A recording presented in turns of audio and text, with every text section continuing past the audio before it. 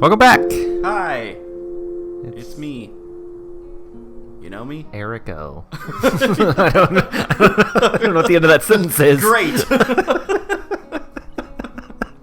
Isn't Erico a gas station? Yes. Yeah. With a different spelling. Right. Anyways, after that horrible ass start, however, even though she moved... Restart the episode. Welcome back. Yeah. However, even though she has moved a little closer to me physically, mentally she seems to have traveled a mile. And I don't even know where she is emotionally. Her hands clutched around the leather straps of her bag to the point of whitening her knuckles, her head down and her mouth pursed closed. She almost looks like she's been walked to the principal's office for the first time. Maybe she just really has to take a dump. I try to stifle a giggle at the thought, but it is futile. What's the matter? You're fucking weird! I mean, I'm sorry. I guess there's no point in hiding it. Sorry, for a second there it looked like you were getting into trouble. What do you mean? Yeah, make her feel weird. Good job. I think you need to relax a little. We're not going too far, and it's only students around, right? Watch her, fly off the handle and start screaming at you. Yeah. Right. It bothers me a little to see Hanako so worked up. And you do this every week, don't you? Yes, with Lily. Of course, with Lily. I wonder, has she ever left the school without her? I mean, they weren't born together. Right. And if you don't get... I mean, you're a boy. Yeah. She's with a boy. If you don't get that she's nervous about that... Right. It doesn't seem like much at first glance, but Hanako's dependence on Lily is absurdly heavy. If she can't even handle leaving the school without her, how would she have managed to survive if the two had never met? Would she have found someone else to latch onto? And what drew her to Lily? I mean, it seems pretty obvious what drew her to Lily. Right. She can't see her scarred body. Right. Was it her lack of eye? Yeah, but it's going to take us 50 episodes to figure that out. Oh, yeah. Was it her lack of eyesight, or was Lily just kind enough to lend a hand? I wonder if anyone would have fit the bill. Well, I'm here. Besides, we're not going far. It'll be over before you know it. Hanako's knuckles slowly regain their color as she tries to hide a small smile, but the effort of that seems to prevent further conversation. We travel side by side down the winding road towards the town, not talking at all. Yeah, that's fine. The crowd of students thins as we continue along the sidewalk. Faster students rush ahead, and the less mobile ones fall behind. The one without legs doesn't move at all. Rarefying the crowd into nothingness. 7-Eleven. By the time we reach the convenience store, we are practically alone. We're going to buy more bread. Using me as a shield between herself and the attendant, Hanako moves through the narrow aisles, adding an assortment of items to her basket. Bread, milk, tea, and thyme? The spice? Yes. Parsley, sage, rosemary, and thyme. Yeah. What kind of convenience store sells herbs? The best kind. Sure. Then again, nothing about this town seems normal, which may not be such a bad thing in retrospect. Everything is so different and uncomfortable, including Hanako. Dwelling on such matters isn't really an option.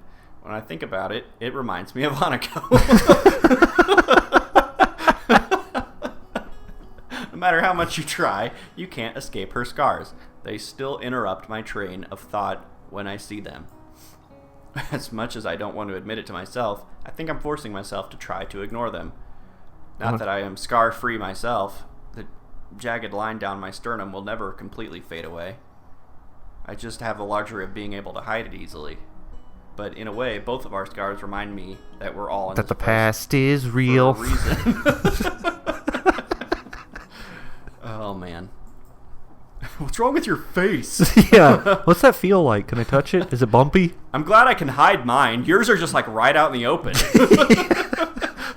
Hanako throws one last item into her basket, then sheepishly holds it out to me, along with a few banknotes, also known as money. Could you please? It takes me a second to understand what she's trying to say. I had friends like this who forced me to pay for everything. Well, not pay for it, but they'd hand me the money because they didn't want to interact with the checkout person. Yeah. It's I'm comfortable with checkout people. I can disconnect enough from that I can interact with them. I always self-check. It depends on how much stuff I have, but yeah, if I can self-check, I will. But it doesn't bother me as much as like just randomly talking to people. Right. Oh, you want me to pay for this? She nods but doesn't look up. I guess this task falls to Lily on the usual occasions. Sure, let me just grab a couple of things and rack up your bill. Hastily, I grab a few essential items for myself and head for the counter with Hanako. Hand it back to her. There are condoms in here. Oh, how'd those get there? Oh no! We better use them. Don't want to go to waste. They're ribbed for your pleasure. I'm such a gentleman. The attendant gives me an indifferent nod as he scans in the items. I suppose just ignoring us is one way to deal with the anomalies of Yamaku. We must get a lot of students here, being the closest store to the school. Apparently, we come here all the time. Yeah, it's the only place in town. The staff must all have their own way of dealing with us. Or maybe they don't. Maybe it's only me who thinks twice about my unique schoolmates. Our transaction complete, Hanako and I head back out onto the street. The road is pretty much abandoned now. The students that were heading out have already left, and nobody has started returning just yet. And with only the school ahead of the road, there doesn't seem to be anyone else around. The All emptiness alone. certainly reflects with a box of condoms. What to do, what to do. I take out the bread and start eating it. Delicious. Her arms by her sides, each carrying a bag, her head no longer bowed, and back to the upright position. It's almost as if she were enjoying this walk. What a freak. I'm overthinking it, though. She's not happy at all with me. So why all these weird things? Mixed spice? Why would you need that in school? Gee, maybe she likes to cook. Sometimes I like to make food, ass. God. None of your business. Why do you think there's like only one answer to that? I'm putting it in little baggies and selling it to sophomores. I snort it. Well, yeah, so do I, but spices? I like my food bland. Yeah. That's a little more advanced, don't you think? See if I ever cook you anything. Not really. Yeah. Well, I think it's cool. You'll have to teach me one day. You just dump spices on stuff. Sure. She doesn't seem all that sure, but pushing the point doesn't seem all that wise. At the very least, she seems a great deal happier than she did on the walk down here. That alone makes me a little happier. Good for you, Hisao. Outside the girls' dorms, Hanako and I sort out the grocery bags with our respective purchases. In comparison, my things look positively plain. I didn't buy any spice. Ugh. I tell you, you're putting me to shame here. Just felt like a lame thing to say. Yeah. Well, tan my hide. Yeah. Your food basket puts mine to shame. No, I'm not. I just... Why are you talking like that? Just jesting, milady. Well, cat my dogs. Yeah. Well, smack my ass and call me Betty. I'm only joking. I have a stack of homework that I skipped last week, so I must leave now. Will you be alright getting that to your room? Yeah. Oh, where's my invite? Sure. Okay, Fishing then. for an invite. Yeah. I'll see you tomorrow. Question mark, unless? Question mark.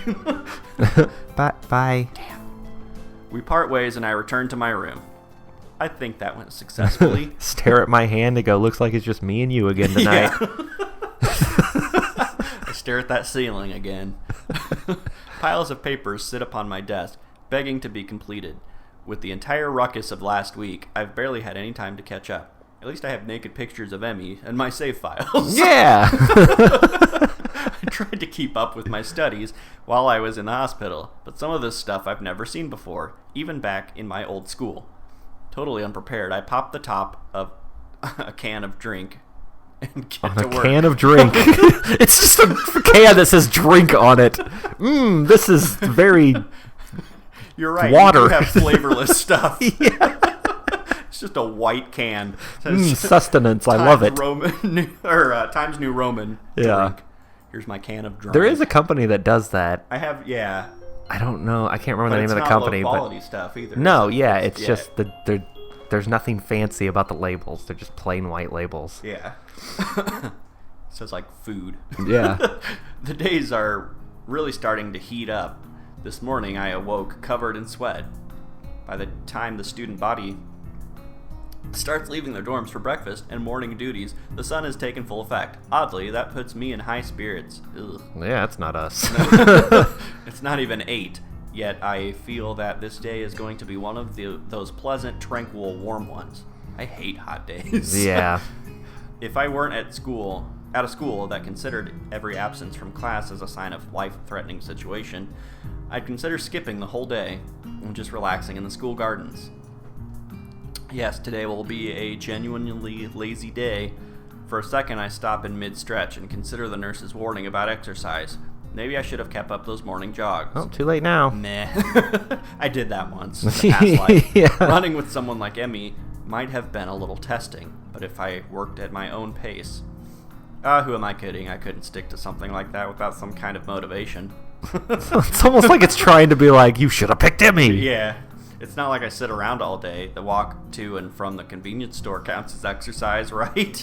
Especially that walk back up the hill. Whew. Yeah, nothing. Boy, nothing I tell you. all that exercise to get more food. Yeah.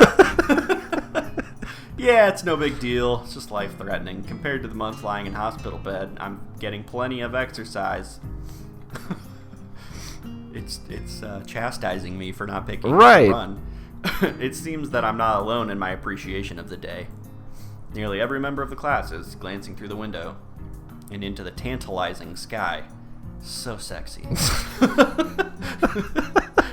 Even the steadfast Shizune seems to lack her usual vigor. Oh, Apollo, you slutty bitch. I see you're wearing a thin veil of clouds today.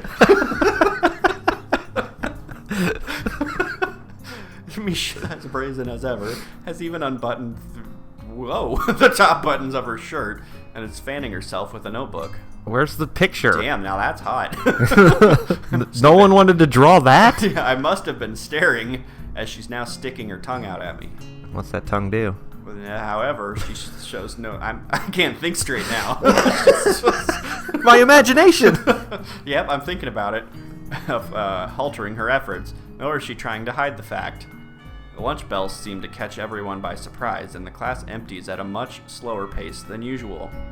The heat seems to be draining the need to rush from everyone. Well, almost everyone.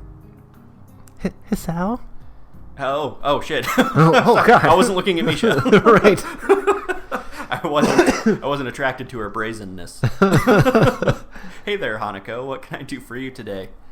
Hanako already has a lunch bag in hand.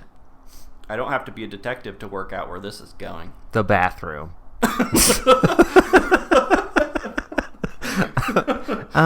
Would you like to have lunch with us again? I brought enough for everyone. All right. Awesome. You don't have to be so stiff about it, though. Lighten up, God. toots. Did you spice up the food? Right. I take it we're going to the tea room? Please? That's what she meant by again. Lily said she'll meet us in there, so we should go